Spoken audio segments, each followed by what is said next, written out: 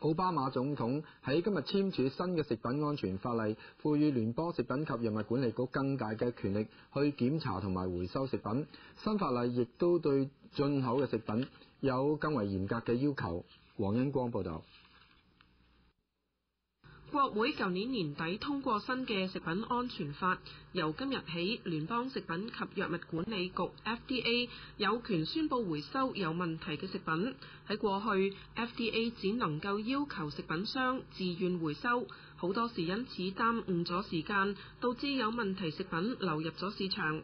另外，法例亦都要求 FDA 更頻密檢查生產商以及農場嘅衛生狀況。預料聯邦未來5年需要增加14億元開支，去到執行新嘅法律。新嘅法例亦都要求所有食品進口商確保佢哋進口嘅食物係安全同埋符合美國嘅標準。我哋日常食嘅東方食品好多係從東南亞進口㗎。食品安全法要求外地製造商制定書面嘅安全計劃，說明每一個生產程序點樣確保食品安全。代表灣區同埋西岸40幾間進口公司嘅東方食品商會對法例表示歡迎。總體嚟講呢，呢個法例嚟講呢，我哋做入口商，我哋會盡力同佢配合去執行。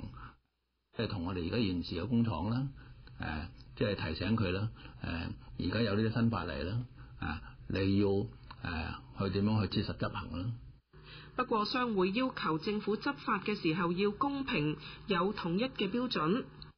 新嘅食品法例執行係咪會對外國工廠同埋本地嘅工廠係一視同仁呢？呢個我哋就要睇佢點樣去做啦。而入口食品價格會唔會受到影響呢？一定會，因為一定係工廠會係將呢啲費用轉嫁翻喺消費者身上。我哋會要求工廠做得更衛生、更完善，更對消費者有保障。但係變咗嚟講，嗰個費用咧一定會增加嘅。東方食品商會將會同本地 FDA 官員開會，了解新例嘅詳情。新法例涵蓋嘅範圍唔包括肉類、家禽同埋經過高溫處理嘅蛋，呢一啲食品係由農業部管制。26台記者黃恩光報道。